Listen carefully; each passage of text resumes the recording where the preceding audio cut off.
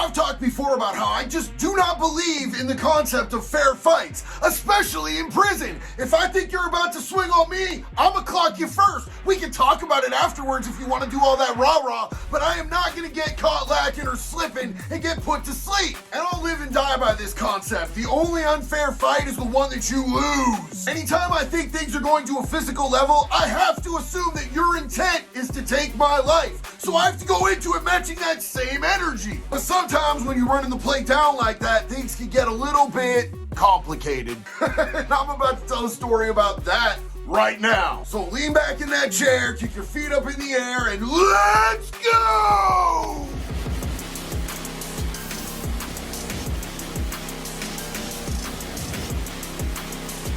Okay, so first off, if this is your first time watching one of my videos, let me just introduce myself real quick. My name is JD, and I was a drug addict and a career criminal for over 20 years of my life. Today, I'm a recovery coach, a peer support recovery specialist, and a smart recovery facilitator. And I also created, and I still operate, 2 community outreaches that serve the sick and suffering here in Volusia County, Florida. So when I tell you guys these horrific stories, I'm talking about stuff that happened in my past, and I'm hoping that some of these things will help divert other people from taking that same path that I had to take. Because it sucked. Going to prison sucked. Going to jail sucked. Being strung out sucked. Living on the streets sucked. All of it was trash. But it did give me some pretty entertaining stories to be able to share with y'all. And I can look back at my past and tell you guys these stories without the element of trauma in any of them. I mean, my life is so different today. I'm married to an amazing woman. I own 2 businesses. I own my own recovery coaching business, Hardcore Recovery Coaching, and my own clothing line, Convict Clothing. And in fact, while we're on that subject,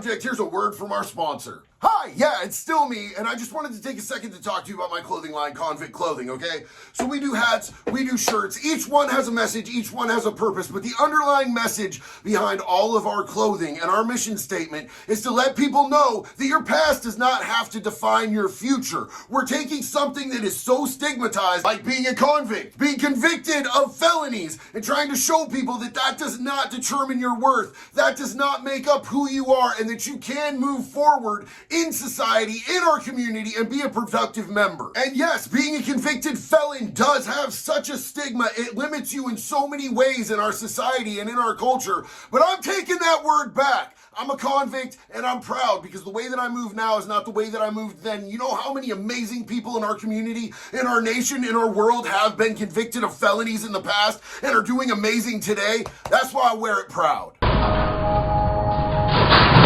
So to properly tell this story, we got to time travel and teleport back to the early 2000s in Portland, Oregon. I'm thinking it was 2004 or 2005, but it's really hard to keep your years straight when you don't sleep for weeks at a time. See, my DOC, my chosen poison, was that stuff that makes you go real fast and keeps you up for a long time. You also tend not to eat, so malnutrition is a major factor. What I do remember for sure is that I was on day 6 and no sleeping. So I was starting to get a little weird, man. I was driving and I was a little bit concerned about my driving because everything was starting to get wiggly. Plus, I had warrants out of Lane County, Oregon. That would be Eugene, Oregon. And I was in Portland kind of trying to hide out, make sure that I didn't get spotted by any of the police because they all knew me in Eugene. So I'm like, yo, I'll go to a bigger city. I'll hang out. I'll lay low. I'll be able to operate and do the things that I do, which were terrible things, by the way. And nobody will really catch on to me as long as I don't get pulled over. The thing about driving when you've been up for 6 days and 6 nights straight, though, is you're not going to do very well at it. You're a danger to yourself. You're a danger to everybody else out on the road. So I was not surprised when I actually did get pulled over. But I was concerned because I knew as soon as they ran my name that they were going to be able to tell that I had warrants. They were going to search that car and they were going to take me to jail. Now I had somewhere close to about 2.5 grams of that really pure, clean Whoop chicken on me. You know, that high-speed chicken feed, that straight rocket fuel. You guys get the idea. And I'm looking at this baggie and I'm thinking, this is a lot to eat. There's nowhere that I can hide it where this cop is not gonna find it. I've got to get this thing down my throat or up my ass. But I'm wearing jeans and it's a small car and I'm just not that flexible. I don't do enough yoga to be able to pull this without the cop noticing me wiggling out in the car. And if y'all ever put a shard straight on your tongue, I'm hoping the answer is no, but I'm just gonna let you know right now, it burns the hell out of your mouth. It's terrible. It's super acidic and it it shouldn't be going in your body in any way, shape, or form. But if you just eaten on some shards, man, it's a rough go. But I can see in the rearview mirror that this cop is getting out of his car, so I dump it to the back of my throat and try to swallow it. I wash it down with Mountain Dew. It is not going well. It's burning. It's terrible. I feel myself wanting to puke immediately. But there's no time for that pussy shit, because I got to get this bag down too, because it's got enough residue to completely and totally screw me over. I'm already going to jail on a warrant. The last thing that I want is a new charge. Y'all ever swallowed an 8-ball size Ziploc bag? It's absolutely terrible. I wad it up as small as I can. I push it to the back of my throat. I'm trying to chug down Mountain Dew. Mountain Dew's popping up out of my mouth like a volcano, and the cop is knocking on my window. Do you know why I pulled you over tonight? I have no idea.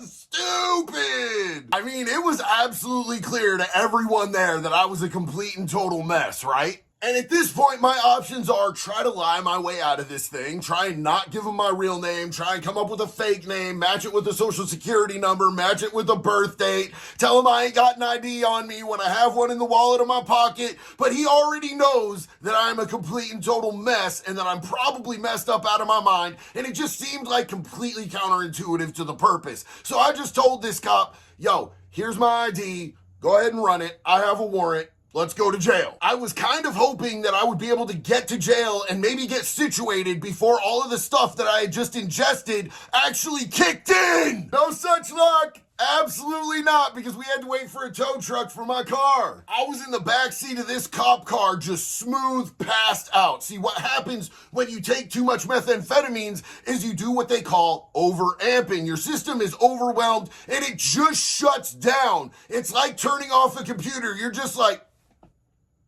I don't have the foggiest recollection of the drive from like Southeast Portland all the way down to MCDC. All I know for sure is that I woke up some undisclosed amount of time later in a cell. Did I go through booking? I don't know. Did they take my fingerprints and take a picture of me? I don't know. Did I bend over, spread my butt cheeks, and cough? I don't know! To this day, I do not know. The other thing that you should know about taking that amount of amphetamines is when you wake up after overamping, you will be higher than giraffe pussy, bro. You are higher than astronaut balls, man. You are spacebound, and it's really hard to keep track of what's real and what's not real. So in the sake of transparency, I'm going to give you guys this disclaimer. I do not know what is actually real after this and what is not. I know that some of it 100% legitimately happened. Other parts I'm like, yo, was that real or was I just tripping? I'm not sure, but that shit was wild, bro. Okay, so this part I know. My cellie was this little ass white dude who had gotten in a high-speed chase in a stolen car, and he had wrecked and flipped that car a couple of times. So they took him to the hospital. He had 2 casts, man, 1 on each leg, and they had given him some dirty-ass old crutches, bro. Those aluminum crutches. Yeah, he had those in the county jail. Now, this kid had the bottom bunk, so I was even more perplexed by the fact that I came to in a top bunk. Like, how'd I get up there, bro? I'm not small and limber. But there I was. I woke up in what felt like an absolute panic attack. My heart is beating out of my chest. My pupils are super dilated. Every single part of my body is tingling from the tips of my hair down to the tips of my toenails. I can feel it all. The room around me is breathing, and it's breathing heavily, like one of those mouth breathers, like, Nothing about this is pleasant. Coming to in jail is not the place that you want to be, but all of this extra shit made it even worse. They popped the door so that we could go down and grab our trays, and the only reason I even went down was because this kid was hungry, man. I grabbed his tray, I grabbed my tray, I brought them both up and gave him both of the trays. He was so happy, man, getting double trays. He was like, yo, we're best friends now, which would come in handy later. The next time that door popped, I am still in full tilt, like I'm walking sideways out that cell. It was wild. All I can think is that I need something to try to focus me. I need to calm down and focus. Maybe if I go get a book, I'll be able to read. I go down to the little library station that's like right around the corner from where the cop is, but like there's a blind spot there, man. I'm trying to look at these books, tell what they are, but the letters are just dancing, man. There is no point or purpose to it. And I'm literally doing this move with a book in my hand when this little black dude walks up to me and starts talking cash shit at me. He's calling me all sorts of racial slurs for white people, and I look at him, I'm like, bro, I'm Irish. I'm pink with red polka dots. You got me all the way fucked up. I don't play none of that racist shit, never have, never will. But he won't stop. He's got it in for me for some crazy ass reason. He just picked me. It was gonna be me today. He was gonna start shit with, and then it happened. I socked him right in his shit. I thought he was gonna sock me, so I socked him right in his shit. This part, I'm not sure if it's real or not. To this day, I saw it. I know that I saw it. 100% saw it, but in the state that I was in, I don't know if it was real or not. I don't know if it's even physically possible to happen or not. If someone out there is a doctor, please let me know if this is a thing. Is this a thing? Is this reality? It's been almost 20 years and I'm still confused. Because I gave this dude a real solid one right to the temple, connected perfectly, and what I saw was this dude's eyeball pop out of its socket, hanging there, man, and he's trying to get it back in. Nope. No, I don't want any part. Nope.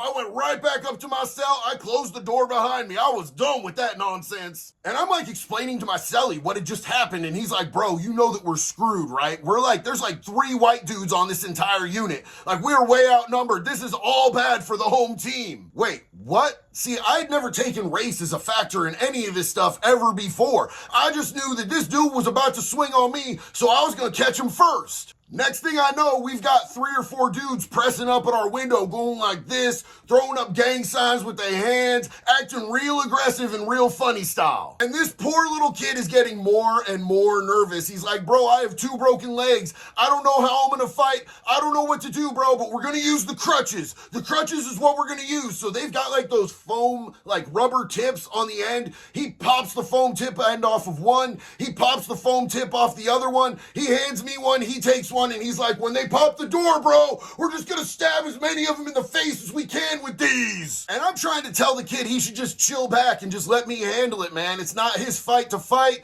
They probably gonna leave him alone. He's like, they're absolutely not gonna leave me alone, bro. When they come in for you, they're coming in for me too. So we're in this together. We're gonna handle this together. And I was like, yo, that's real. I love that. But then more and more and more people were coming by the window talking about trying to get at us when they opened the doors. I'm starting to think we're in a really, really bad position here. But then they sell everyone in, that day room is over, and they do another shift to day room because they had multiple shifts to day room at MCDC at this point. The kid is telling me that we just need to skip dinner, okay? He had 2 lunch trays. He'll make it till breakfast. As soon as they pop the door for dinner, he says, just shut it. Now, I'm not one to back down from a fight, but I'm also not stupid, bro. Not more than a second after that door shuts, we're seeing faces in the window going again. So we waited out and we're like hyper focused, like ready because it's about to be time for the nighttime, like the evening day room, and we're ready. We've got these crutches. I'm ready to start stabbing from the front. He's in the back. He's gonna stab anybody that gets past me. We've got this thing down. We're dialed. We're ready to go. We're ready to die fighting. The door cracks and I'm fully sprung. I'm ready. I'm ready for this. And then I hear a voice say, delay, roll it up, you're going home. What? I'm going home.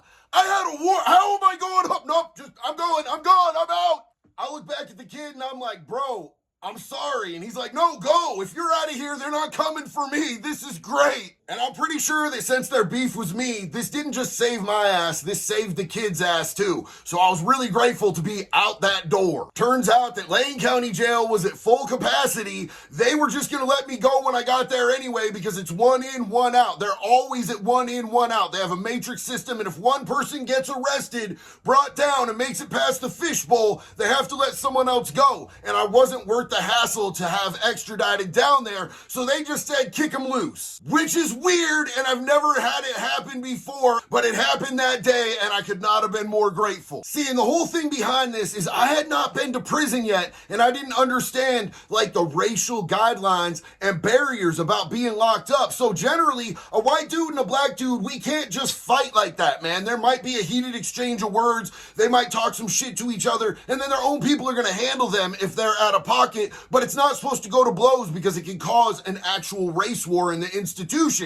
I had never been to prison. I didn't know none of this. I was just out of my mind and some dude was coming at me. I thought he was gonna punch me. I don't know to this day if he was or not. I don't know to this day if his eye popped out of socket or not. I just know this was a nightmare hellscape, and I was super happy to get released. I get taken down to get released, and they're like, yo, here's your stuff. And I'm like, where's my shoelaces? Because they take your shoelaces out, they take your belt out when you're sitting in the fishbowl, apparently, there at MCDC, and they had apparently sent them out on some sort of transport or lost them and couldn't find them. So I'm walking around downtown Portland trying to hold my baggy ass pants up. My feet are flopping around in my shoes. The tongues are flopping all the way forward. I looked like an absolute hobo. It was raining. I was drenched. This was one of those times that probably should have been my rock bottom. I probably should have used this and figured out a way to not live that lifestyle anymore, but it wasn't. It wasn't. I went like another almost 20 years of making myself miserable, doing myself harm, doing my community harm before I found the solid ground to be able to climb my way out of that hole that I had lived in for so long. So I want to take a second to just acknowledge the people that are out there that are still sick and suffering, dude. Like, trust me, anything that you can use as a bottom to be able to get yourself out of that, do it now, because it only gets worse. Yo, hell has sub-basements, my friend, and you will find that out if you continue going the way that you're going. The best possible chance that you have, there's only two ways out. There's recovery or there's a gravestone. And 99% of the people aren't getting gravestones anymore. We don't got room for them. The morgues are full. The morgues are so full of overdoses in a lot of places right now that they have FEMA trucks that are refrigerated trucks where they keep your corpse until they can get you down and actually cremate you. And you deserve better than that. I know it might not feel like it, but I promise you, from my heart, as somebody who's been there, you deserve better than that. And yet again, I appreciate y'all riding out with me. Go ahead and drop a like on this video. Go ahead and drop a video suggestion in the comments. If you're not subscribed yet, you know what you're doing. You know that you're wrong. Hit that subscribe button for me. I appreciate y'all, and I'll see y'all on the next one. One love. Be good or be good at it, baby. You sold me out. Did I let you down? My only interest in this conflict ain't complex. I just wanna see your bitch ass drown.